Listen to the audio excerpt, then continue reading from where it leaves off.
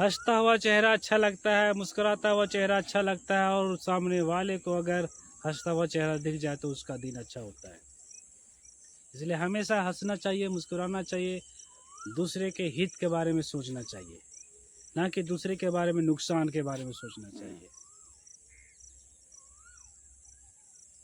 आप कभी निराश हुए हैं? निराश, हाँ भाई हम कोई चीज़ प्राप्त नहीं हुआ, निराश हो गए। आप कभी ठोकर खा के गिरे रास्ता में, आपको उठाने के लिए 4 लोग दौड़ के आया हो? याद कीजिए आप, या हम गिरे हमको उठाने के लिए कोई आया? नहीं, नहीं आया। सामने कोई था कि नहीं था? ज़रूर कोई होगा, ज़रूर आया होगा। तो जब आप गिरे होंगे तो उसके अंदर एक आवाज़ आया होगा धीरे धीरे, तो वो आवाज़ जो वाइब्रेट करके आपके पास पहुंचा होगा ना, वो आपको हेल्प किया होगा। ये वाइब्रेट होता है। इमोशन के साथ जो आपको बात बोला जाता है ना, जो इमोशन के साथ आपको जो कनेक्ट किया जाता है जिस भी सिचुएशन में, वो होता है। आप गिर रहे हैं, उसको बोलेंगे नहीं नहीं नहीं धीरे धीरे, ठीक ठीक ठीक, ओके ओके, नहीं, तो आप गिरने वाले हैं लेकिन नहीं गिरेंगे। इसी तरह हमारा ज़िंदगी में बहुत कुछ गिरने का प्रयास होता है, गिरते हैं अचानक, वो मोड़ आता है, लेकिन लोगों का दुआ, लोगों का आशीर्वाद पूरा ये रहता है। चलिए, इस बात पर हम कहना चाहेंगे कि मेरा जो चैनल है ना, चैनल बिल्कुल नया है भैया। हमारे चैनल को आप लाइक कीजिए, शेयर कीजिए, सब्सक्राइब जरूर कीजिए प्लीज़।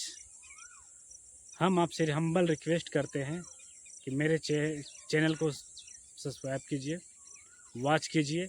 जो हम स्टोरी आपको देने जा रहे हैं, उस स्टोरी में इमोशन है, मोरल है, आपको ज़िंदगी में कुछ मिलेगा, आपको हिम्मत मिलेगा।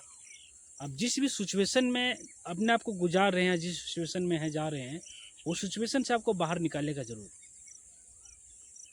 हम थियोलॉजिकल बात ज़्यादा करते हैं, रीज़न है कि आदमी का ज़िंदगी ही है।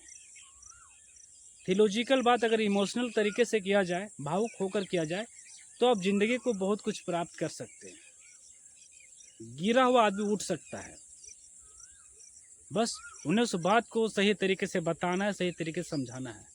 मैं कोशिश करता हूँ आप तक कनेक्ट होने का, आप मुझे समझिए।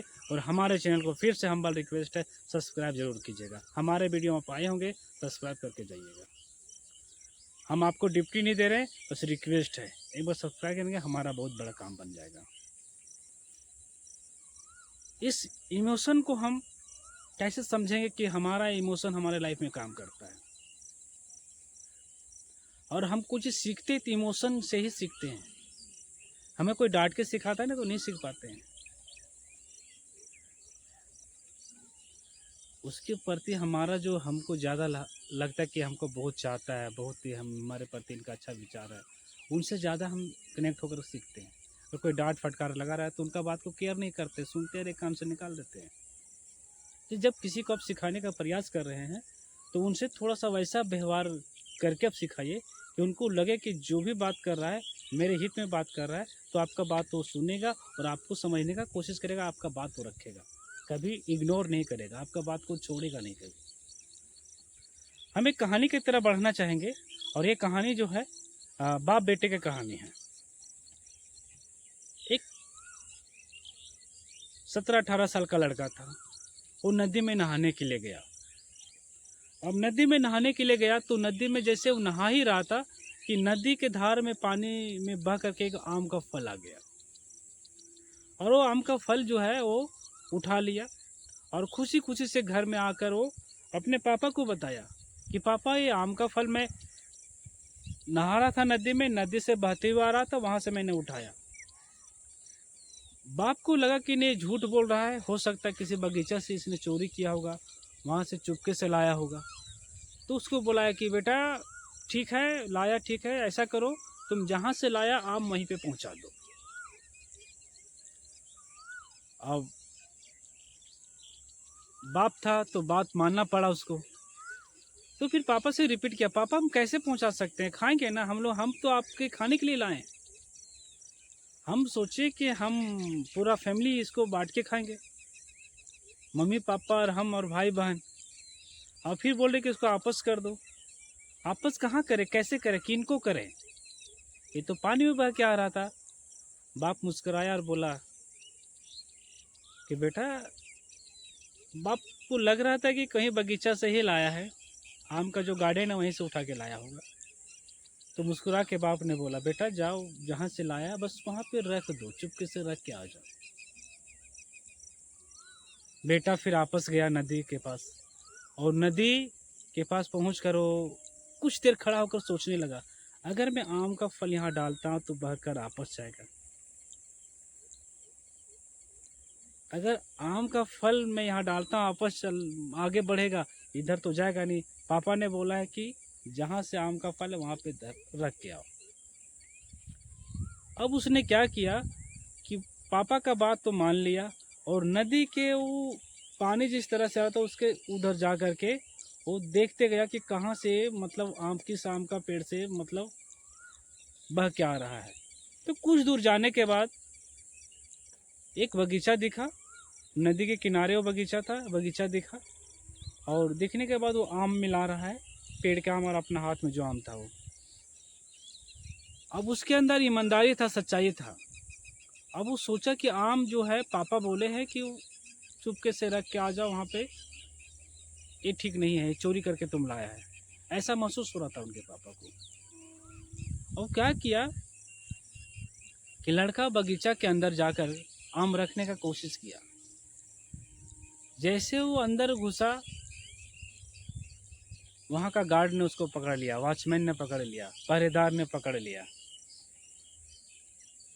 और लड़के को पकड़कर वहाँ का जो मालिक था, मालिक को जिम्मा लगा दिया। मालिक बहुत बड़ा रईस था, दौलत वाला था, और काफ़ी अच्छा था। मालिक के पास वो जिम्मा लगा दिया, बोला कि ये लड़का चोरी करने का कोशिश कर रहा था, इसको हम पकड़ के लाए हैं, ऐसा पहरेदार ने वो मालिक से बोला। लड़का ने बहुत रोया और बहुत विनती किया, बोला कि नहीं मालिक साहब, हम चोरी नहीं कर रहे थे, ऐसा हो रहा था कि 2 दिन पहले हम नहा रहे थे नदी में, आम बह के जा रहा था, उस आम को उठाए और हम सोचें कि हम अपने फैमिली के साथ बांट उठ करके खाएंगे, और वहाँ फिर जो है सो घर लेके गया। पापा ने मना कर दिया खाने से, बोला कि जहाँ से लाया वहीं पे पहुँचाओ। तो मालिक साहब, हमने तो नदी के पास आके रखने का कोशिश किया, फिर मैं देख रहा था कि आम फिर आगे बढ़ के चला जाता, तो यहाँ तक आता नहीं, इसलिए मैं आम को लेकर के इस बगीचे, पानी के नदी के किनारे किनारे बगीचा तक पहुँचा। बगीचा तक जैसे पहुँचा और इसमें हम रखने का कोशिश किया आम बगीचे के अंदर में, आपका पहरेदार ने मुझे पकड़ लिया। मैं चोरी नहीं किया, बस आम रखने के लिए आया था। यह बात सुनकर मालिक को बड़ा आश्चर्य लगा, और बोले इतना सच्चा, इतना अच्छा इंसान कैसे हो सकता है। बोला ठीक है राजा, मालिक कुछ नहीं बोला। मालिक जो है सो खामोश होकर बात सुना, और बोला ठीक है, इसको 2-4 दिन अभी रखा जाए, उसके बाद सोचेंगे, उसके बाद इसका क्या होना चाहिए पता करते हैं। तो लड़का जो है 2-4 दिन के लिए वो मालिक के यहाँ एक कमरे में रखा गया पहरेदार के साथ, ताकि ना भागे।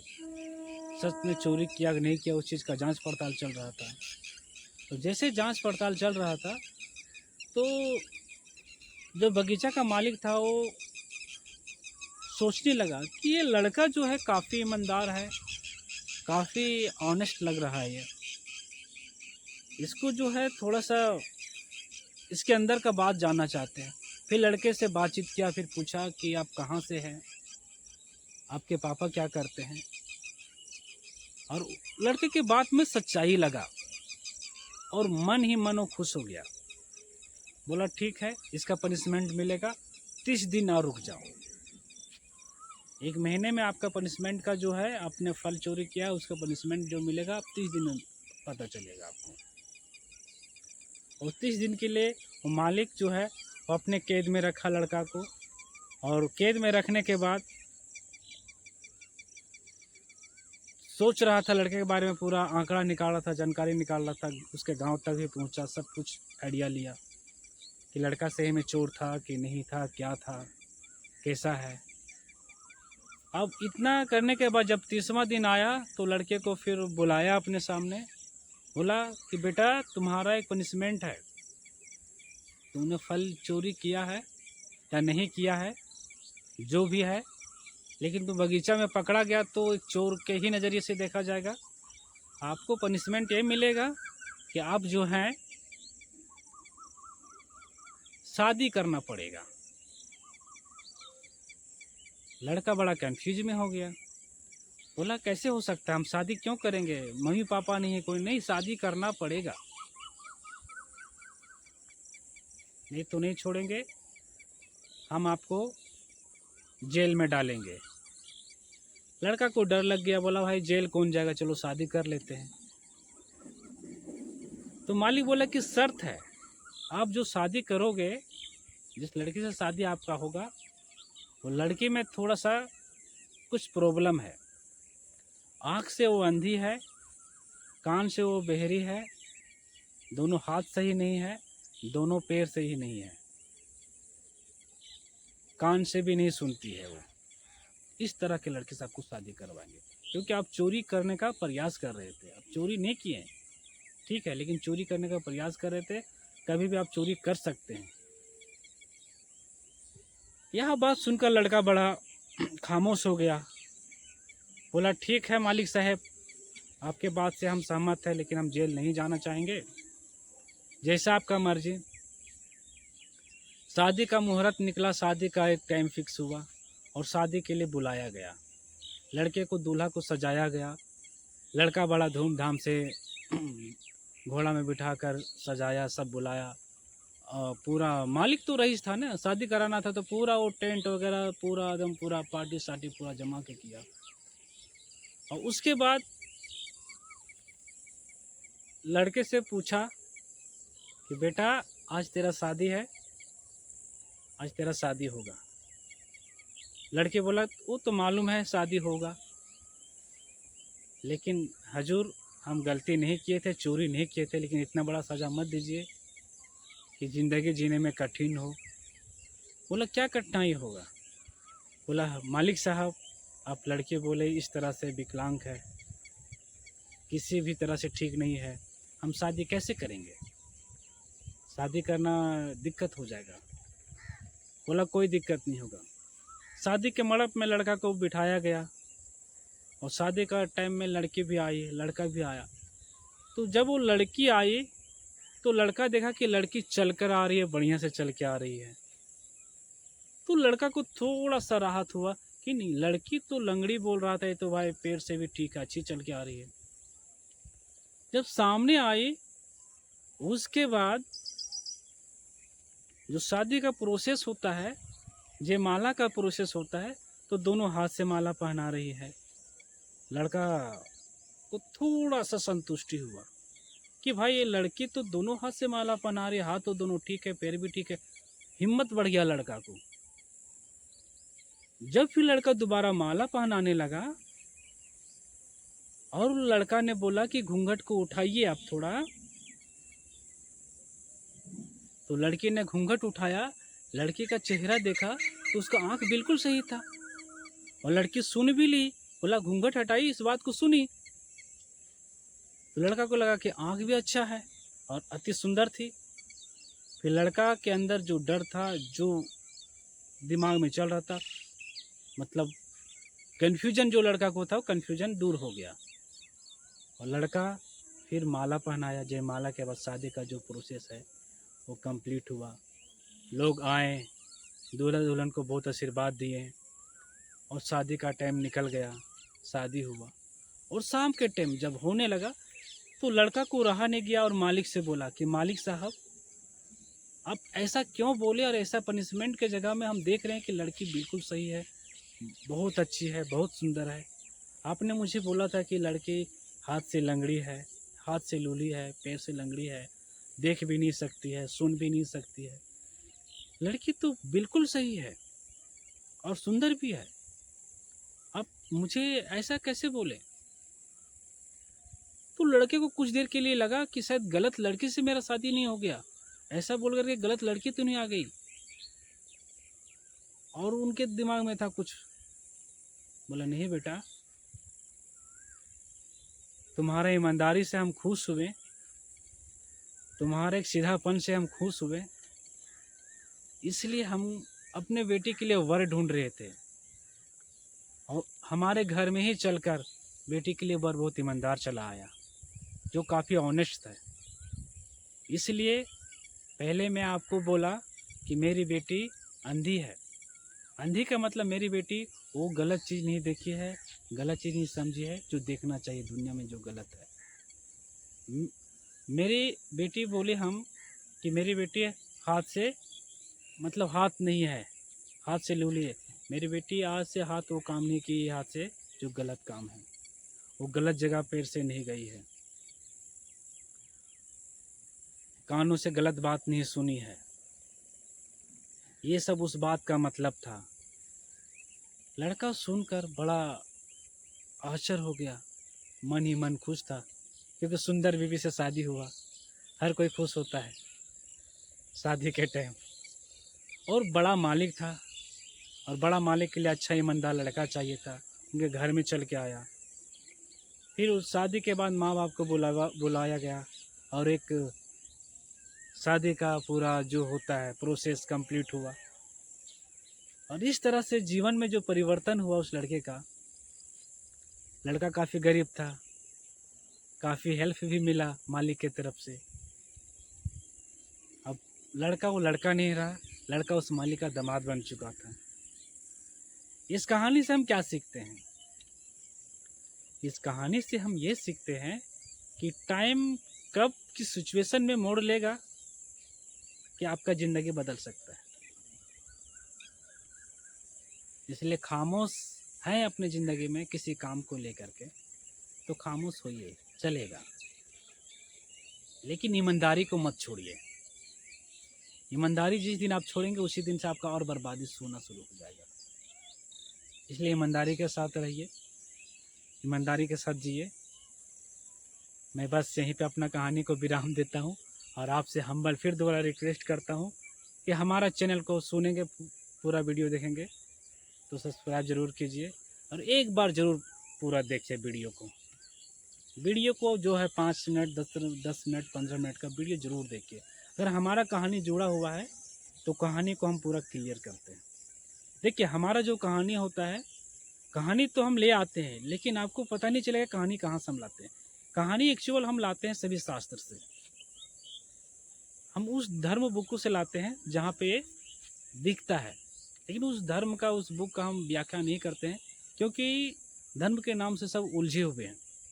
बस वहाँ से हमको ये कोशिश रहता है कि वहाँ पे क्या अच्छाई दिखा, समाज में क्या देना चाहिए मैसेज, उस चीज़ को हम ला के आपको परोसने का कोशिश करते हैं। और हमारा छोटा कोशिश, छोटा प्रयास आपके लिए कितना सार्थक है आप ही बता पाएंगे। तो मेरे चैनल में आप हैं टिके हुए तो सब्सक्राइब ज़रूर कीजिए, एक कोई अच्छा सा कमेंट्स भी कर दीजिए और अपने अच्छे दोस्तों को शेयर भी कीजिए कि समय और वक्त बदलता ज़रूर है, बस ईमानदारी नहीं छोड़ना चाहिए। ईमानदारी बहुत बड़ा संपत्ति है, बहुत बड़ा दौलत है। बहुत बहुत धन्यवाद, थैंक यू।